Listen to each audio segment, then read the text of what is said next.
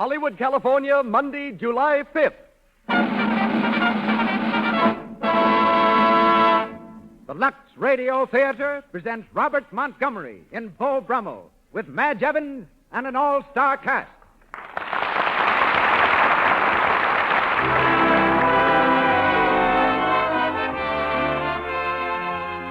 Lux presents Hollywood.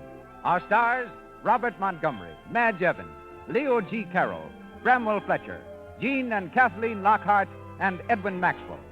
As special guests, we have Mrs. Wallace Reed, wife of the late idol of the screen.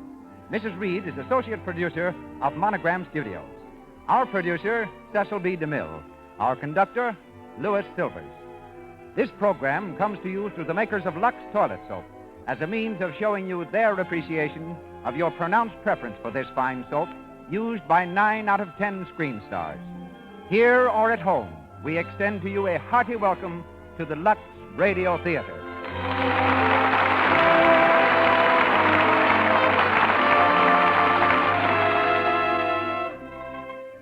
A girl's skin often tells a lot about the girl herself.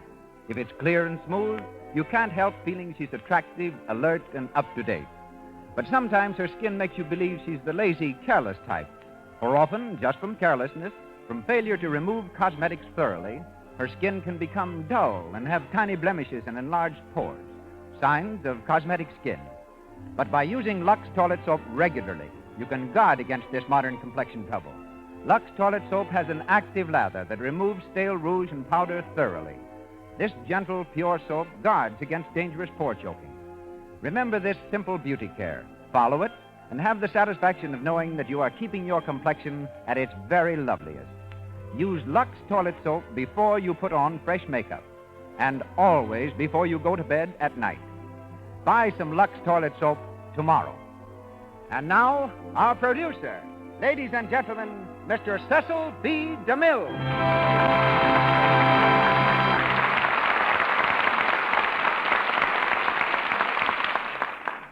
Greetings from Hollywood, ladies and gentlemen. For the truest portrait of George Bryan Brummel, look outside your window tonight. His career, like the Roman candle that flares across the sky, emblazoned the earth for a while in brilliant glory, then dimmed forever and was gone. Born in England, while war was being waged for the independence we celebrate today, Beau Brummel was the sublime dandy of all time. He lived in an age of fashion and super-sophistication, cutting his phrases with a tongue as sharp as the shears that styled his elegant attire. Not of noble birth, he cared nothing for those who were. He ruled society with audacity and invincible calm. A duchess once walked backwards out of a room because Brummel said her back was an offense to his eye. The lace of his boots, the blue of his coat, the number of buttons that decorated his trousers just above the ankles were as much the laws of England as if decreed by Parliament itself. That was Beau Brummel, who lives again on our stage tonight, as played by Robert Montgomery of Metro-Goldwyn-Mayer Studios. One of the few stars using the name he was born with, Bob's first job was that of an assistant railroad mechanic in charge of tapping wheels. After a spell as a deckhand, he joined a stock company and played 70 different characters in 72 weeks. He's president of the Screen Actors Guild, has ambitions to write, direct, and to see more of his farm in upper New York State. Unsurpassed in devil-may-care roles, Bob's done a turnabout in his current picture, Night Must Fall, delivering one of the year's best serious performances. Love, Live, and Learn is the title of his next film. Playing opposite him tonight in the role of Mariana is Bob's co-worker from MGM, Madge Evans, one of the best reasons why Hollywood is renowned for its beautiful women. An actress since childhood, Madge ranks high on the lists of the screen's most accomplished players. Our all-star cast finds Leo G.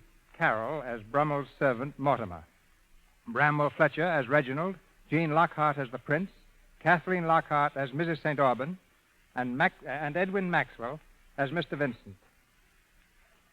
Somewhere in a distant corner of the South Pacific is Miss Amelia Earhart, who had planned at this moment to be on the stage of the Lux Radio Theater. I know everyone hearing me now joins in our hope that the rescuers of Miss Earhart and her navigator, Fred Noonan, will reach them swiftly and find them safe. I've just spoken with George Palmer Putman, husband of Miss Earhart, in Oakland. Considerably more encouraged than he was yesterday, Mr. Putnam says that after a careful check of all reports, he believes the flyers are on land. He adds that they have adequate supplies, which should last Miss Earhart and Captain Noonan until the arrival of rescue ships or planes. At the end of this hour, we have an important announcement for you. But now, on with the play, as the Lux Radio Theater presents Robert Montgomery and Madge Evans in Beau Brummel with an all-star Hollywood cast.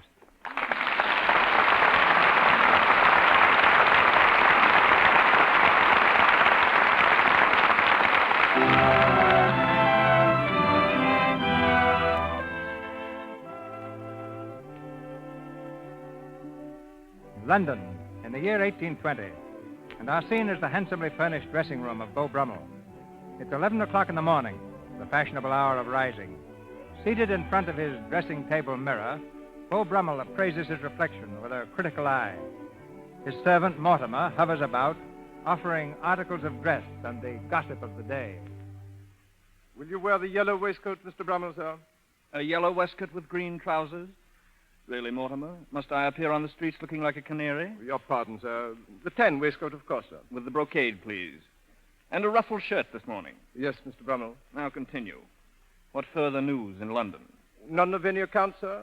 The Dowager Lady Slopington ran off yesterday with young Philip Pettibone. If it happened yesterday, it must be forgotten today. And Captain Badminton shot himself in the park last night, sir, after losing £10,000 at hazard. Oh, it was very stupid of him. He should have shot himself first. Is he dead, Mortimer? No, sir. Really? Well, he always was a bad shot. You'll find some of his IOUs among my papers. Return them to him cancelled with my compliments. He can use them for plasters. And who has called? Oh, nobody, sir. To be sure, there's been the usual crowd of people with invitations for dinners and balls, sir. Yes, of course. And the usual crowd of creditors with their bills and accounts. Hmm. I said you were not able to see them because you had spent the evening with the prince, sir. Please, Mortimer, you must be more careful. Tradespeople are apt to look upon dissipation very differently from persons of fashion. You may say what you like about our plump friend, the prince, but handle me a little delicately, please. Your pardon, sir. Will you examine the bills, sir? Certainly not, Mortimer. Hide them away somewhere where I can't see them, and I shall feel as if they've been paid. Mr. Brummel, sir, there's one that came by messenger. A memorandum of your IOU for £1,000. The sum you lost to Lord Gainsbury 3 nights ago at the card table. Ah, the deuce, Mortimer. That must be paid today. It's a debt of honor.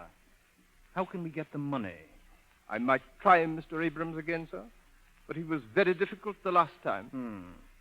Mr. Brummel, sir, this can't go on much longer. No, I hope not. Everybody's pressing on you, and the only thing that keeps them off at all is your friendship with the prince. And if anything should happen to that, Nothing sir... could happen to that, Mortimer. And if anything did, I should cut the prince and make the old king the fashion. If I might be so bold, sir, I've been wondering, Mr. Brummel, of the advisability of a rich marriage. Yes, it has occurred to me occasionally. In fact, it's passed through my mind quite recently that it might be desirable. Only to decide on the person really seems too difficult a task for me to undertake. You would not have me marry a mere money bag, Mortimer? But the great Mr. Brummel has only to choose, sir. Yes, of course. But one desires some sentiment. I wouldn't care to make a loan for life and give myself as security. Mr. Brummel, sir, have you ever observed Miss Mariana Vincent? Yes, I've noticed her in the park. Her person is perfect. Is her matrimonial figure as good? I believe it is £60,000, sir.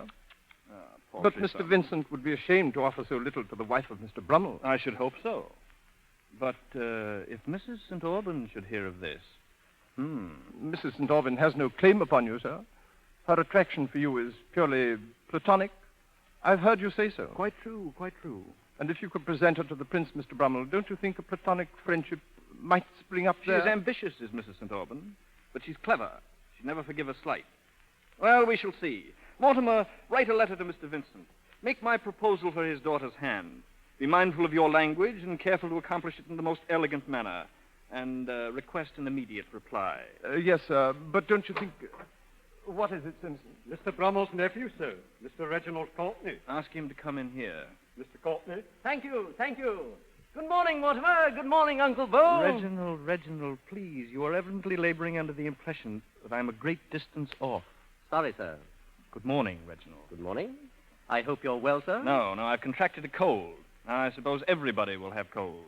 You can make anything fashionable, Uncle Beau. Yes. Yes, well, Reginald, I'm delighted to see you. Thank you. The fact is, I've come on rather an important mission. Important? I'm afraid it'll have to wait. What? Till after I've had my chocolate. But, Uncle Beau... To discuss important questions before breakfast, my boy, is savagery in the extreme. Sit down, my boy, sit down. Mortimer, have Simpson put another cup on the tray. Make quite sure. Another cup of chocolate, Mr. Reginald. No, thank you, Mortimer. Mr. Brummel, sir. One, Mortimer. You know I always have only one. Very good, sir. Well, Reginald. May I begin now? Yes, I think so. Well, Beau, Uncle Beau, I need your help and your advice. Yes, of course. You haven't got yourself in any difficulties, I hope? No, sir, not exactly. I'm glad. You're the one person in the world, Reginald, for whom I have any real affection. I should hate to see you involved in anything from which I couldn't free you. Well? Well, what is it, Reginald? If you're in debt, I'll give you a letter to Mr. Abrams. If you're in the doldrums, I'll give you one to Mrs. St. Aubin. I'm in neither, Uncle Beau. I'm in love. That's worse than either. How do you know you are? Why, well, I feel it. I live only when she's present and merely exist when away from her. Reginald, don't talk like a family newspaper. Is your fair one possible? If you mean, is she a gentlewoman? She is, and besides, she's young and beautiful. Yes, of course she would be. But does she return your passion? She loves me, Uncle. Yes, of course she would, but... But her father doesn't. Ah, yes. He's refused to let me see her again. We have to meet secretly. But why? Because he has an eye on a title for her. He's rich enough now, and he's beginning to have social ambitions. That's all he cares about. But she doesn't care about anything. Only me. Reginald, you're more conceited than I am. Impossible, sir. No, I mean... Never mind. Why, what do you want me to do about your little romance? I want you to help me to win over her father. I could do it, I think, if I were somebody in a social way. And you know everyone, Uncle Beau, all the way up to the prince himself. And the king. And the king. My boy, you shall have the girl if I have to plead for you myself. That will hardly be necessary, of course. Come back tomorrow, Reginald, and I shall make you the most talked of, the most socially prominent young gentleman in London. How, sir? How? I shall allow you to be seen with me in public. Uncle Beau! We shall walk together through the park. Yes. And be seen together at the coffee shop for a few minutes. Now, my boy, can anyone possibly do anything more for you? No, Uncle. Oh, yes, Uncle, you can do one more thing. I've left my purse at home. Will you lend me a couple of crowns? Reginald, you know I never use silver. It's dirty and it's heavy. Ask Simpson for a few guineas as you go out. By the way, Reginald, it's just possible that I may enter into the golden bands myself. I am thinking somewhat of a marriage with a certain young lady whose charms, strange to say, very much resemble those you would have described had I permitted you to inflict me. You marry, Uncle? You? You think I'm too old, perhaps? Oh, no, sir. Why, you're hardly over 40, sir. 36. Yes, sir. I'm very serious, Reginald. I think I may marry. Then, Uncle, I'm glad for you. Thank you, Reginald. Run along now. I have an early appointment with our stout Prince Regent. We're going to ride along the mall in his carriage. He thinks that jiggling on the cobblestones may reduce his weight. Good day, sir. And I can't tell you how much I appreciate being seen out with you tomorrow. Reginald, don't bombard me. Oh, good day, Uncle Beau. Good day, Reginald.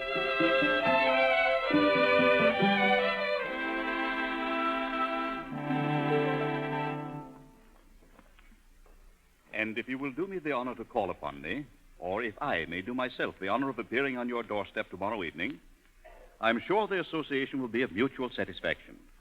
My very kindest greetings to your gracious and charming daughter, Mariana. Signed, your most respectful and most obedient servant, Mr. Beau Brummel. Beau Brummel. You hear, Mariana? I hear, Father. You know what this means, I hope. He wants to ask for your hand. Of course he does. He doesn't say so. But look here. 3 times he mentions your name, asks after your health. There's no doubt of it, Mariana. Mr. Beau Brummel wants to marry you. Yes.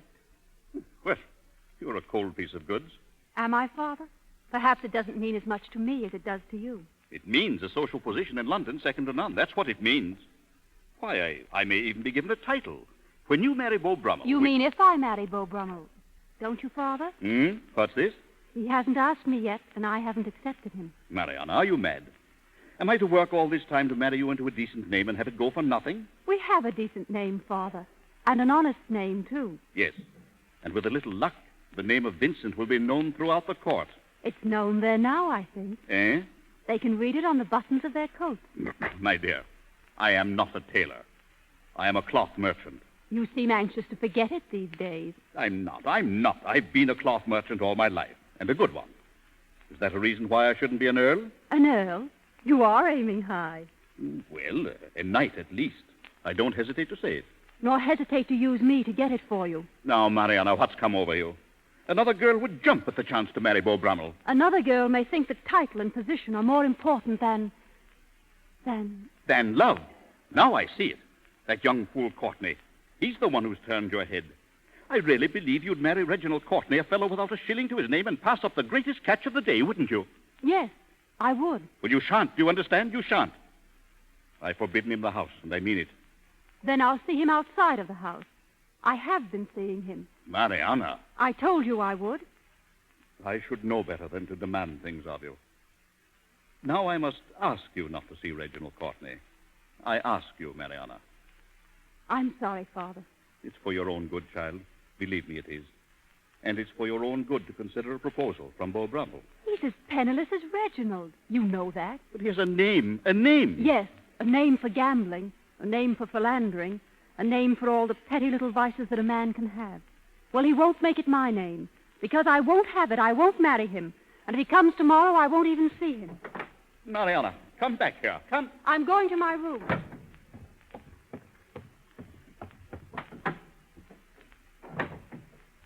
Miss Mariana. Well, I've been waiting for you to come. what is it, Kathleen? That young gentleman is here again, Mr. Courtney. Reginald? Where is he? In the garden, behind the tree near the back gate. I'll see him. Wait here, Kathleen. Yes, Miss Mariana.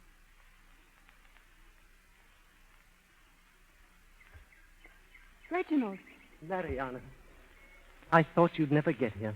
I didn't know. Kathleen just told me. Here, we can sit behind the tree. Let me look at you. Oh, you're more beautiful than you were yesterday. I won't be if Father catches us. Come on. I hate skulking about like this, but I had to see you. I hate it more than you, darling. It's been Oh, horrible. Mariana, And now I suppose it will be worse than ever. it can't be much. What do you mean? Nothing, Has your father been at my throat again? as usual. He won't be for long. I've got a little surprise in store for him and for you. Surprise. Tomorrow, Tomorrow, what? tomorrow I shall go for a walk in the park. The rest is the surprise. Tomorrow may bring more surprises than you think. In the evening, a gentleman is coming to call on me. What? Oh, a very fine gentleman. A gentleman whose hair is curled in the latest mode, whose buckles even are the latest to be seen, who smells of the very latest perfume. Are you jesting, Mariana? Worse luck, I'm not.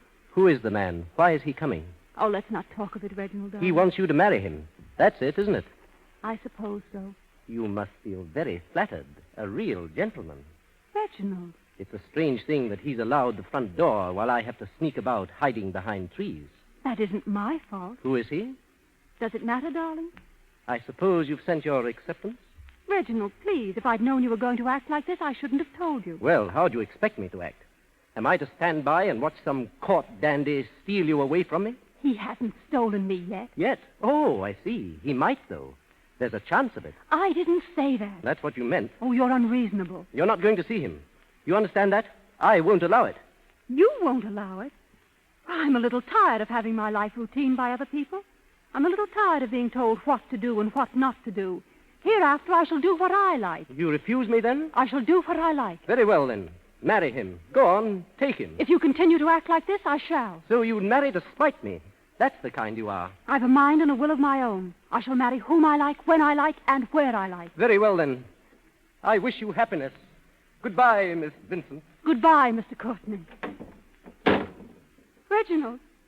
Reginald.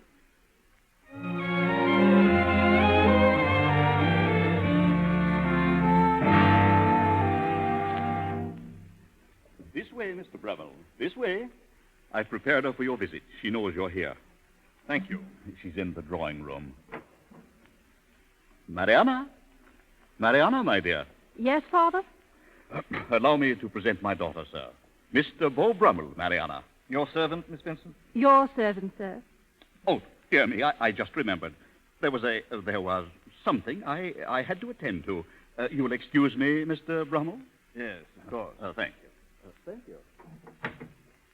Won't you sit down, sir? Thank you. It was most kind of you to permit this rather informal visit, Miss Vincent. I had a reason, Mr. Brummel. Eh? And so had I. Perhaps you can guess it. Perhaps. I am glad. It will save us no end of tedious conversation. And can you guess my reason? Why, no. Well, I'm glad, too. It must be very disconcerting to have one's thoughts so easily read by a complete stranger. You have a ready wit, Miss Vincent. Thank you. Hmm. How is it you're not at White's this evening, sir? At the gaming table? I'm tired of the cards, Miss Vincent. They are too fickle. And besides, I am always unlucky. Unlucky at cards, lucky in... Love? Yes. That's why I'm here. Well, what sort of a hand shall I deal you? Yours, I hope. Are diamonds trumps? Oh, no. Hearts. Oh, I'm sorry.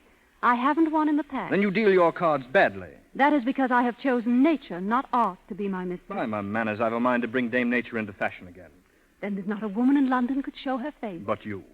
And if you would deign to be seen always on my arm... Always, Mr. Brummel? I fear you would wear me as you do your coat and throw me aside when I'm wrinkled. Oh, please don't mention wrinkles. They give me the jaundice. I cannot but remember that only yesterday, every bench in the mall, every lady's tea table, every entr'acte of the play was the occasion for reportings of Mr. Brummel's fancy for the Honorable Mrs. St. Alban. You cannot imagine I have not favored some women more than others? Mrs. St. Alban was clever and amused me. We passed our time in laughter, not in loving. And now she is out of favor. On the contrary, she's greatly in favor with the prince himself. You threw her to him, then? As you do your styles and your worn-out quips? You do the prince an injustice, Miss Vincent. But you're quite right, of course. You're very frank. Oh, no. Lying is one of the finer arts of life. But I never practice it unless there's a chance that I can do it justice. It'd be a shame to waste a perfectly good lie on a person who doesn't believe it. You're very amusing, Mr. Brummel. Yes, I know. Do you? And I am in the hope, Miss Vincent, that I may continue to amuse you often. Often? If you will accept my escort into the social life of London, if I may have the pleasure of your company at Mrs. Honor's dinner and the Prince's reception, the Prince's reception? Yes, I heard. And your answer? We shall see, Mr. Brummel. Thank you. Your servant, Miss Vincent. Your servant, sir. Your most respectful servant, Miss Your Vincent. most respectful servant, Your sir. most ardent servant, Miss Your Vincent. most... Your servant, sir.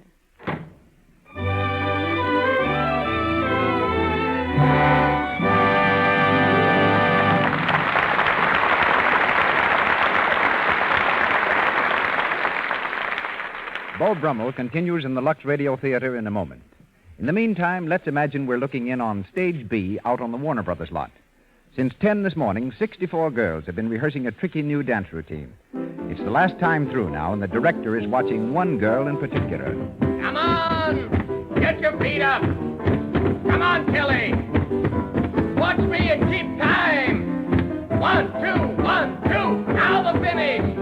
Right swing, left swing together! Oh, terrible. Okay, that's all. Everybody on stage in costume at 10 tomorrow. And Peggy Kelly, remember that foot chain. Oh, boy, am I tired. I just hurt all over. Oh, me too. You know, I almost wish I wasn't going dancing with Jim. Ah, don't worry. Remember how a Lux Toilet Soap bath peps you up. That's right, darling. Of course I feel brand new. The active lather of Lux Toilet Soap removes perspiration and every last trace of dust and dirt. It leaves skin really fresh, delicately perfumed. You're refreshed, daintiness is protected.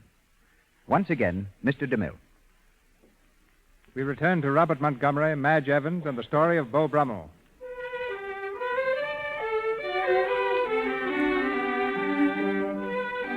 Two weeks have passed. Having received no further word from Reginald, Mariana has permitted Beau Brummel to escort her about London. It's the afternoon of the prince's reception. Beau Brummel, in his drawing room, entertains the thoroughly jealous Mrs. St. Alban. You're very kind, Beau. But I don't wish to give up your devotion altogether. Not even for the princes. Take both, Horatia. Mine you will always have. Did you think me blind when you presented the Vincents at Mrs. Honor's and at Lady Marley's? Oh, I know your purpose.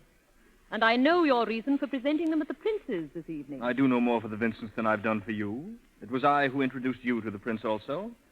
Fortunately, he's now very fond of you. Oh, it was not for my sake you introduced me, but for your own. It was a pleasant way to get rid of me. No way with such a destination could possibly be pleasant. You puff the Prince with the conceit that he is driving you out of my affections against your will. Suppose he should know the truth. Royal personages are so rarely told the truth that if he did hear it, he wouldn't recognize it. What would become of his friendship for you, do you think? And what would you do without it? He would have my sincere sympathy. Suppose I were to inform him? My dear Horatio would not be so foolish as to ruin herself. Would the Prince, do you think, still care for you if he thought I no longer admired you? I will not be thrown over for the daughter of a cloth merchant. The Prince shall know whom he is entertaining this evening, and he shall know why. I shall see to it. Then you shall have my sympathy also. Oh, no. You seem to forget, my dear Beau, that the Prince already dotes on me. We're both playing a little game, you and I. But I am persuaded I shall win, for I stake on a heart. Your fortune will turn, for you stake on a knave. And the knave is you? Exactly. And what will take my knave when the king is out of the pack? Why, then I think a queen might turn up. And the queen? Miss Mariana Vincent. Oh, good day, Mr. Brummel. Good day, Horatio.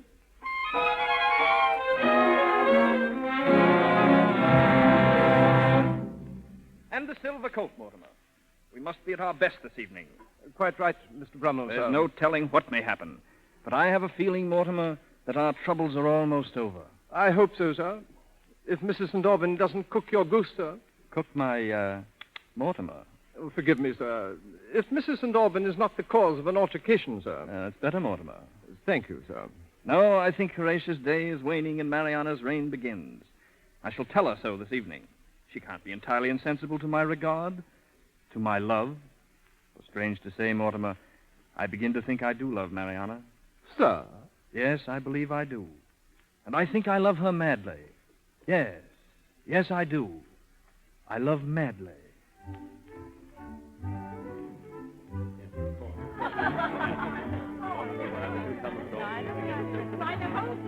Everyone is laughing at the Prince behind his back. To take a cast off for his lady. He'll wake up to it soon, and when he does, there'll be a... Very, very fine. Very fine. Mariana Vincent. They say she's a cloth merchant's daughter. A cloth merchant? Well, she'll keep Beau Brummel in waistcoats anyhow. Yes,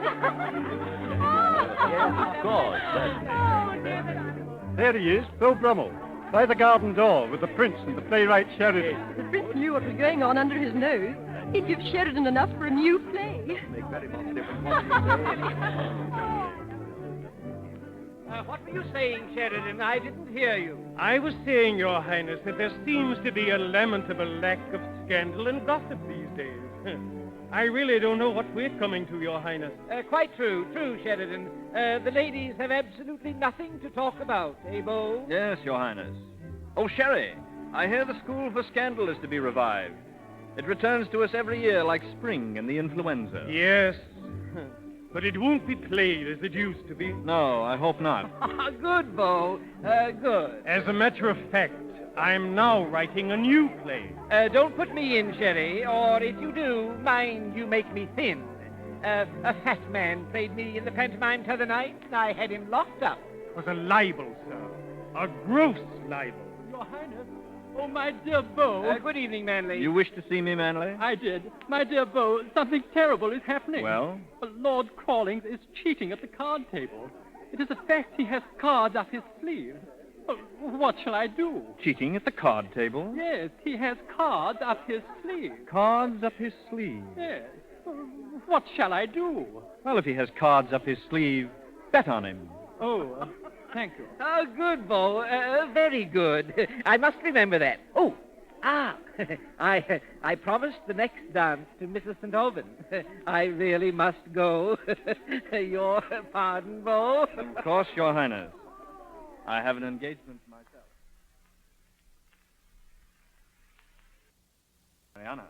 Mr. Brummel. I've been waiting to find you alone. I saw you come out in the garden. Yes, May I sit down? of course. Mariana, I'd like to speak with you seriously, To what purpose, sir? Or shall I guess again? to make a confession. You know it, perhaps, but I want to tell you myself. When I first asked for your hand, Mariana, I neglected to bring my heart. I admired you, yes, but I didn't love you then, not madly. You were right, you see. Diamonds were trumps. But my admiration deepened first into esteem, and then became more, much more. There is my confession, Mariana. I sought only your fortune at first. Now I seek you. Mr. Brummel. Yet were you penniless. I wouldn't marry you. Oh. Because I wouldn't drag you down to share this miserable, uncertain lot of mine. That is the only reason, and it's a true one. I begin to believe in you. I remember no other word that you have spoken.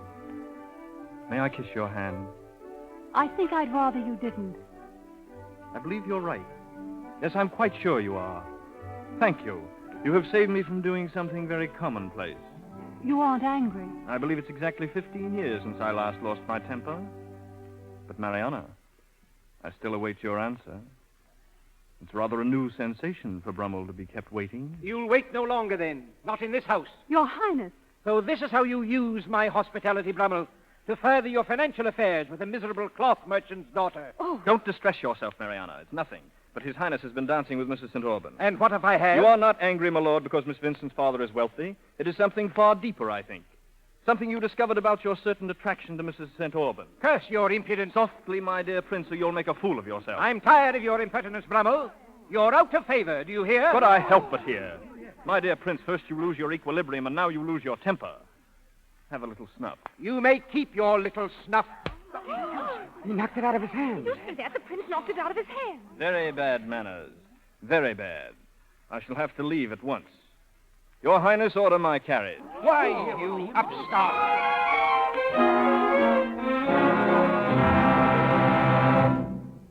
I tell you, Mr. Brummel, sir, it's the talk of all London. Yes, my chocolate, please. What is the talk of all London, Mortimer? Your insult to the prince, sir. Last night at the reception. Oh, yes. Well, it's all over now. The prince has probably forgotten it. I have. Your creditors haven't, sir. It was your friendship with His Highness that saved us before, but this morning there were 2 bailiffs at the door, sir. Bailiffs? Disgusting. What did they want? They were sent by your creditors to arrest you, sir. Well, if they come again, you may reassure them, Mortimer. You may tell them I have an appointment this morning with His Highness. Oh, have you, sir? No. But I'll be riding through the park with Mr. Sheridan. We're sure to meet the prince's carriage. We'll stop and talk. If he should cut you, sir. Then I shall cut him back. But he won't, Mortimer. Have no fear. There it is. The prince's carriage. It's coming this way, Beau. Ah, yes, the prince. Dear fellow. He's stopping. Thomas, stop the carriage. Good morning, Your Highness. Good morning, Cherry. I'm delighted to see you. Thank you, Your Highness. Out for a drive, huh? Yes, Mr. Brummel and I... It's a beautiful day for it. Beautiful. Good day. But, Your Highness, wait. Would you like to drive with me, Sheridan? Come along, then. Come along. Well, Why, yes, Your Highness. Thank you. Oh, Sheridan. Yes, Beau? Tell me, Sheridan, who is your fat friend? Why, you... Mr. Brummel. Drive on, please, Thomas.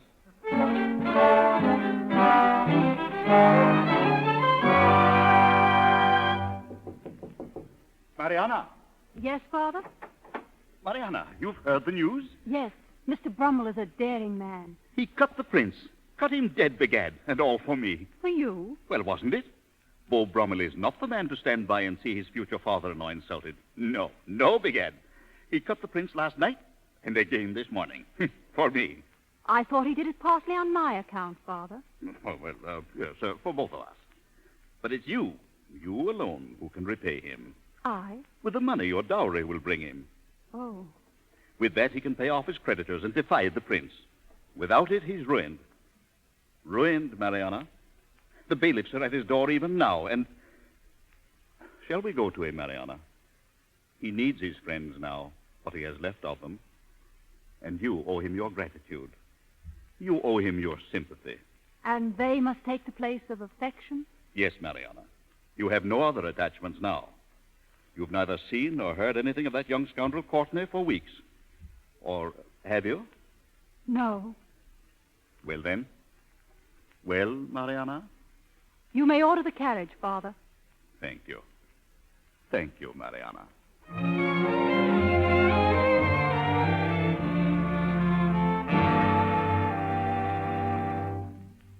And that is why I've come, Mr. Brummel. Your regard and protection leave me much in your debt. Please, please, don't let that debt weigh any more heavily on you than do my debts on me. One smile of yours has overpaid me, Mariana. If your creditors were as easily satisfied as you are, I should be prodigal of my smiles. And if your smiles were the coinage, I think I should turn miser. You're not practical. I must make you so. I am your slave, and the chains I wear are no burden. May I indeed hope that you will accept my humble service, that you will be my wife. You have my gratitude and my respect. And may I hope you will learn to love me a little? I hope so. Or make myself forget. Who is it? Uncle Beau. Reginald. That crowd of men at the door. What is it? Oh. You're staring, Reginald? That's very impolite. Miss Vincent, my nephew, Mr. Courtney. Your nephew? Miss Vincent and I have met, I think. Really? Why didn't you answer my letters? Letters? I received no letters from you. What? I wrote every day from Scotland. Reginald, you... I mean, I begged your forgiveness, laid open my heart to you, and for all my pains received nothing. But I tell you, I had no word. My father must have held them from me. Oh, Reginald, I would have forgiven you. You know I would have forgiven you. You know I would. Mariana, One moment, please. I'm at a slight disadvantage here. Uncle Beau, this is Mariana. Yes, I know. The girl I told you about, the girl I wanted to marry and still do. Reginald, don't. I begin to understand. You love her, Reginald? Yes. You love him, Mariana? Yes, I can see it in your eyes. Well, then, there's nothing to do, of course, but, What? Take her, my boy. No, Reginald, you can't. It's too late. I've already promised But you. I release you from that promise. You mean that... Oh, I see. You see very little, Reginald.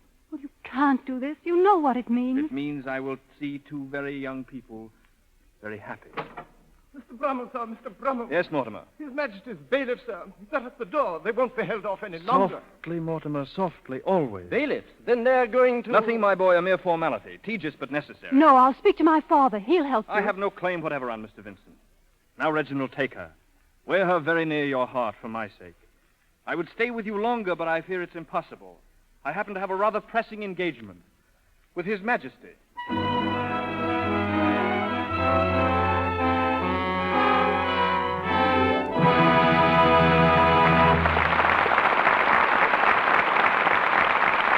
We pause for station identification. This is the Columbia Broadcasting System.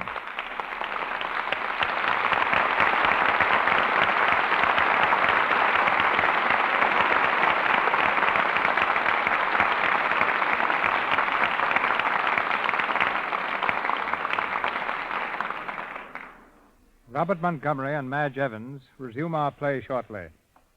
My association with the woman from whom we now hear goes back some 20 years, when the Clark Gable and Robert Taylor of the day was her late husband, Wallace Reed. I'd seen Wally playing the blacksmith in The Birth of a Nation, and lost no time in placing him under contract. It was then I first met our guest, Wally's wife, known professionally as Dorothy Davenport, one of the screen's important actresses and often his leading lady. Now an associate producer, she's one of the handful of women in Hollywood occupying a position of such responsibility. Mrs. Reed has just returned from 2 months in the Samoan Islands, where she took a production unit for Monogram's new picture, Paradise Isle. Thank you, C.B. And there, incidentally, I ran into a situation that I think should interest listeners of the Lux Radio Theater. Before I left for Samoa, I was advised to add soap to my stock of trinket, chewing gum, and whatnot, but the natives went for it in a big way. So, having been Lux-conscious for many years, naturally that was the soap I took in large quantities, expecting to make an especially good impression with it. To my surprise, the natives accepted my sweetly scented gifts most casually, but I soon learned why. Lux is always in stock at the Navy Commissary in Samoa and available at the local stores. So, you see Lux toilet soap's no novelty, even in the South Seas. The natives are accustomed to its use as we are here in Hollywood. What sort of motion picture actors did the natives make? Oh, excellent ones. But they're apt pupils at anything. The entire population of the village, in fact, we chose it as a base, about 150 strong, appointed themselves assistants and were very proud, serious, and efficient about their work. Our only real difficulty arose when we imported dancers from another village. They flatly refused to share honors, so close shop it was. But really, the Samoans are charming people. They're happy, generous, and most hospitable. Much too hospitable. What do you mean by too hospitable? Well, they continually had feasts in our honor, and as the unforgivable offense is refusing their hospitality, we spent many hours sitting cross-legged on hard floors, trying to toy convincingly with their most special delicacies. No feast there is complete without a pig, served definitely on the rare side. And their poi is really something. Sort of a saturate solution of squashed ripe bananas and coconut milk. Apparently, I got away with it, for I was duly and solemnly anointed chiefess of the village. A very moist occasion as the elements outdid Somerset Maugham. For 3 hours, I sat responding, via interpreter, of course, to flights of oratory while rain poured down my back and coconut oil down my face. They must have recognized your executive ability, just as we have in the picture business. But, Dorothy, can you tell us why there are so few women producers in films? Mainly, I believe, because, well, men have an instinctive and innate resentment against taking orders from women. After all, it's a natural reaction, for women have been on the receiving end since civilization began. Personally, my experience with men in business has always been pleasant. And I believe any woman can work successfully with men if she'll try to meet them on their own ground and get their slant on things. When businesswomen learn to appeal to men's logic instead of leaning on their chivalry, they get along lots better. It seemed like a very good cue for me to get along. Mm-hmm. Thanks, C.B., and as we say in Samoa, tofa. Tofa to you, Dorothy.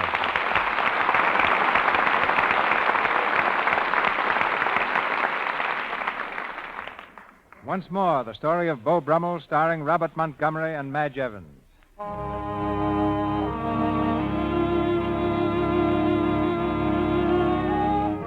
With the passing of the years, passes the reign of Beau Brummel. His friends have gone with his funds, and his elegance with his friends. In a poorly furnished lodging house in France, he makes a vain pretense at appearances, trying desperately to retain an outward show of his former glory. But his hair is gray, and his clothes long out of fashion show the wear of years. Mortimer, still faithful, stands beside him in the uncarpeted room. Well, Mortimer? No letters this morning, sir. Not even one? Not even one, sir. Unless we count the bill. Hardly. Will you have your chocolate now, sir? It's all we have, but it's something. And you've eaten nothing for days, sir. I'm not hungry, Mortimer. Oh, but, sir... I said I am not hungry. Could you make no further loan? No more, sir. I tried everywhere. No one will trust us anymore. Mortimer, what will become of us? Think what the finest gentleman of his time is undergoing. It's enough to drive one mad. Have you nothing more you could sell, sir? My last snuff box. You would not have me dispose of that, Mortimer? Paltry trifle that would bring nothing? No, there's nothing, Mortimer. Everything belongs to that wretched female creature who dignifies this hovel with the name of lodging. If only you would permit me to write to Mr. Vincent, sir. No. I've told you that neither Mariana nor Reginald must know. They're married. They're happy. Let them forget. Then the prince, sir. He's now in France, I hear. The prince is king. Have you forgotten? No, Mortimer. It's bad enough I've come to this level without having people know of it. We shall write to no one. Yes, sir. Ah, good morning. Good morning. Mortimer, it's our hostess, the landlady. Offer her a chair. I want no chair. Your Mortimer had better offer me some rent money, or out you go. I've warned you, Mr. Brummel. Your chair, madam. I'll stand. Then sit in it yourself, Mortimer. I cannot permit you to stand. You're tired. I'm so sorry, my dear madam, that I have nothing to offer you. The supplies for which Mortimer went out a short time ago have not yet arrived. Well, when they do, they'll not pass my door. I'll tell you that. Do, my dear madam, do help yourself. And speaking of helping yourself reminds me, would you mind returning some of my shirts? I'm sure you cannot wear them yourself. Mortimer, Yes, sir. How many were there in the wash last week? 12, sir. Yes, and now if you wouldn't mind returning... I'll do nothing of the sort. I'm sick of your fine manners. I want more of the money and less of the politeness. You mean, my dear madam, you want more of the politeness and less of the money? Pay me today, or out into the street you go. Your polite talk may do good there. It may do for the stone, but it will not do for the flesh. Not for this flesh, pauper. Mortimer, Yes, sir. what did she call me? Pauper, sir. Pauper? She's right. And that's what hurts. Mortimer. Yes, sir. My snuff box, please. There's no snuff in it, sir. My snuff box, please. And my brown coat. I'm going out for a walk.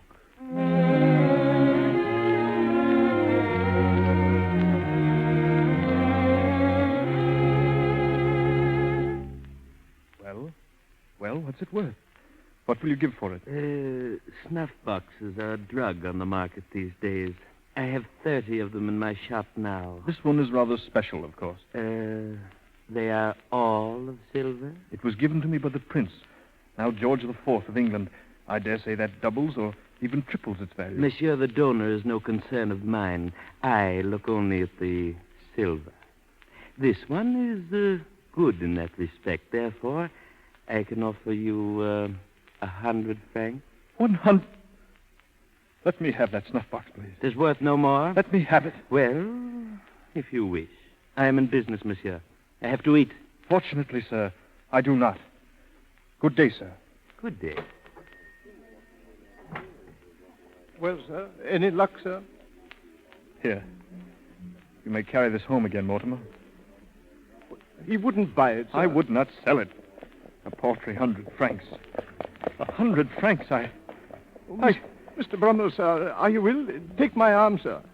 Lean on me. On the street, Mortimer? No, not on the street. You're pale, sir. Your arm is trembling. Stand away, please. I can walk. Alone. Oh, Mr. Brummel, sir. Help here, help. He's fainted.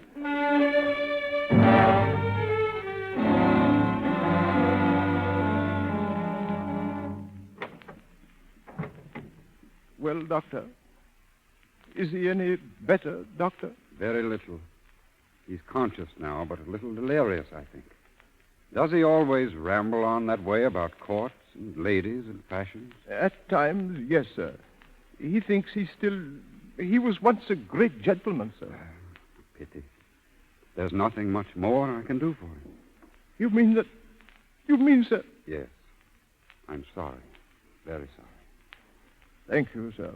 If you should want me again, don't hesitate to call. Thank you. Mortimer. Coming, sir. Coming. At once, Mr. Brummel, sir. Yes, sir. Mortimer. That man who was here just now. Mr. Sheridan? Yes, it was, sir. Yes, I thought so. Mortimer, I hear carriage wheels. Someone else is arriving. Carriage wheels? Observe me, Mortimer. How do I look? Oh, very, very well, sir. Am I quite correct, Mortimer? Are there creases in my cravat? I should not wish to make creases the fashion. Oh, Mr. Brummel, sir, you're quite the fashion. Do your post, then, and ask the musicians to play. Please, sir, please, there are no... Mortimer, is that someone at the door? Yes, sir. Then open it, man, open it. Yes, sir. Excuse me, sir. Mortimer. Oh, Miss Mariana. Where is he, Mortimer? Oh, Mr. Reginald, I'm so glad you could come. We came as soon as we had your letter. Is he still so ill, Mortimer? Very ill, sir, very ill. Why didn't he tell us? Why didn't you let us know sooner? He wouldn't permit it, Miss Mariana. His pride. Take us to him. Yes, sir. But if he acts strangely, sir, please to pay no attention.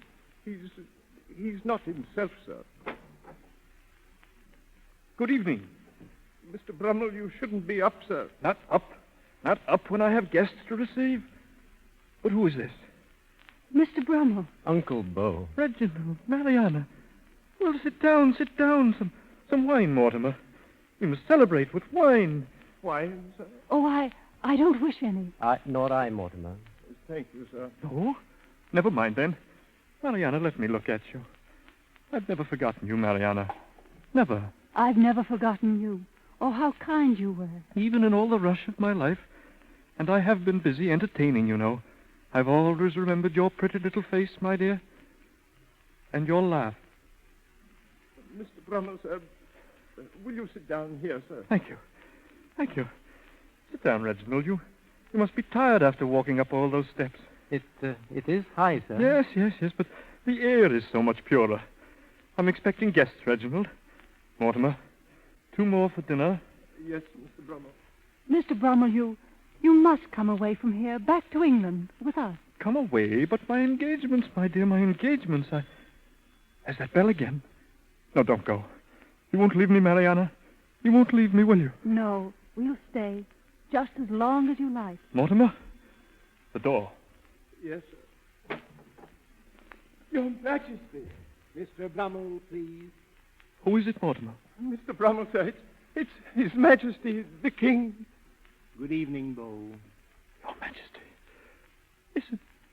Is it real? Yes, Beau. You must pardon me for not rising. I'm forgetting my manners. Stay seated, Beau. You've hidden from us long enough.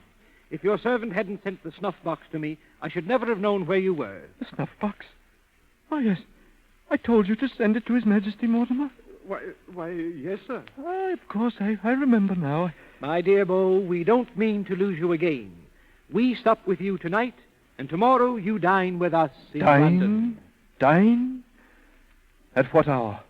At 8, Your Majesty, at 8. Yes. At 8 o'clock, Beau. 8?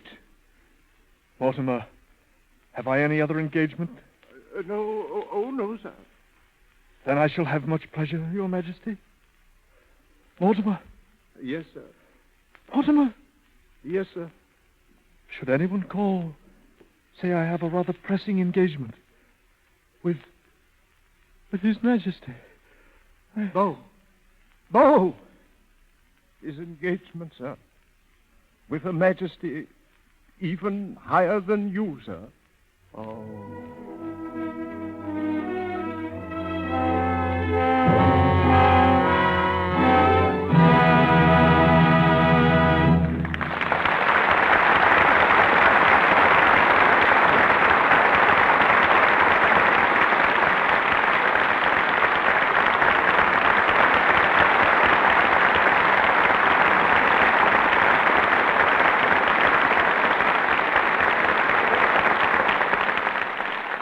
And so do we conclude our play and bring you as themselves our Beau and Belle, Robert Montgomery and Madge Evans. I'm grateful, Mr. DeMille, for the chance you gave me tonight to enact the story of one of society's most colorful characters. Beau Brummel brought to a sort of climax a taste for fashion the gentleman had cultivated for centuries, sometimes a most peculiar taste. Back in Queen Elizabeth's time, for instance, it was the gentleman who wore corsets, even Sir Walter Raleigh. And not long after, earrings and spangled garters decorated the nobility. Pirates, too, were the paragon of foppery, decking themselves out in Utrecht velvet and Malines laces. Then I don't think men should say a word about women today who spend a lot of time trying to make themselves look nice. No, I agree, Madge. The danger for a woman is spending too little time on her appearance rather than too much. And that's just as true about complexions as about clothes. Those of us in pictures realize probably better than most people the importance of clear, smooth skin. I'm sure that's the reason for the popularity of Lux toilet soap in Hollywood. We use it because we're just as fussy about complexions as Beau Brummel was about the cut of his waistcoat. It's been my favorite for a good long time. But, Bob, what do you have to say for yourself? When are you going back east to plant a few potatoes on that farm of yours? They'll have to be fall potatoes, Madge, because I doubt if I'll get away until September. It must be quite a thrill to the people back there to have you as a neighbor. No, I sort of doubt that, and I can prove it. One night last year, just before I was about to return to Hollywood, I drove over to say goodbye to my nearest neighbor, a couple of miles away. It was after 9 o'clock, so he had to get out of bed and come down on the porch where I was waiting. I've known that man for several years. He's a great friend of mine and the best farmer I know. Well, we talked crops for a few minutes, then shook hands and said goodbye. I could tell he had something on his mind, but I'd walked way down to the gate before he called me back. I stepped up on the porch again. He looked all around to make sure that no one was eavesdropping, and then he said, "I see, Mr. Montgomery, I hear you're an actor." I don't know what you answered, Bob. But if he's listening in tonight, he's learned that you're one of the best. And to you, Madge, and to you, Bob, our thanks for a very fine performance. Thank you. Thank you.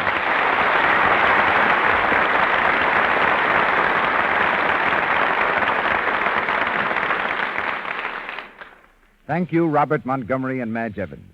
This is your announcer, ladies and gentlemen, Melville Ruick.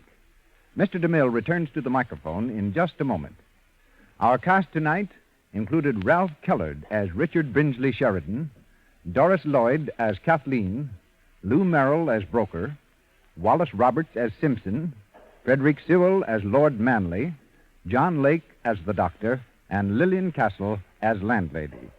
Mr. Montgomery and Miss Evans appeared through courtesy of Metro Goldwyn Mayer Studios, Mr. DeMille, Paramount, and Louis Silvers, 20th Century Fox, where he's in charge of music for the new film, Wee Willie Winkie. And now, our producer, Cecil B. DeMille. Every week since October 1934, the play has been the thing in the Lux Radio Theater. With the rise of the curtain each Monday evening, I've hoped that our labors of the week would bring you another hour of glamour and entertainment. In the Lux Radio Theater, 28 men and women work every day of the week. Writers adapt for our stage the plays that you want to hear. Casting directors comb lists of talent, securing the stars and supporting cast that will best fit the roles. Rehearsals are scheduled regularly. We work each week, not with the same cast and the same play, but with new people and new vehicles for every Monday night. In the past year alone, 1,072 parts have been enacted in the Lux Radio Theater. 52 plays have been produced. The figures showing the number of listeners to our program during the year are truly amazing. Adding together the audiences of the last 52 weeks, check-ups show that we have had over 600 million listeners. Of course, this huge number is accounted for by the fact that millions of our listeners tune in loyally week after week. We've enjoyed presenting this theater this year of drama over the air tremendously. It's been a year of genuine pleasure to us, as we sincerely hope it has been for you. But frankly, ladies and gentlemen, the staff of our theater is weary. Our sound effect man, always a master of understatement, said, "I do get tired once in a while." Our sponsors, being the kind of generous and cooperative people they are, readily agreed to a vacation period. So it has been decided that while so many of our audience are vacationing, we in the Lux Radio Theater, too, will have a holiday. Therefore, when the curtain rings down tonight, those behind the scenes will lay down their stage braces, and the script book will be closed for 2 months. Mr. Louis Silvers, our musical conductor, will put aside his baton and go as fast as he can to a favorite spot in Mexico. Our technicians, directors, and writers will all seek a change of scene. Personally, I'll remain in Hollywood, where I'm about to begin the filming of my new picture, The Buccaneer. So I hope for a little time at the ranch. Early in August, we all expect to be back in Hollywood making preparations for the new season. Already there are piles of manuscripts and lists of names, many of which we hope to put in lights on the marquee of the Lux Radio Theater beginning September 13th. There are people in Hollywood you want to hear. There are plays you want presented. I also know you'll join me in saying goodbye and good luck to all who've worked with me here in the Lux Radio Theater this season. I don't ask you to think of us during the summer, but I'd like to suggest that in September you be prepared to hear from us again. On the 13th of September, the lights of the Lux Radio Theater will flash on. Our curtain will rise on a new season, and we'll be at work with renewed vigor and purpose at the most pleasant task I know, producing entertainment for you. This is Cecil B. DeMille wishing you a happy summer and saying good night to you from Hollywood.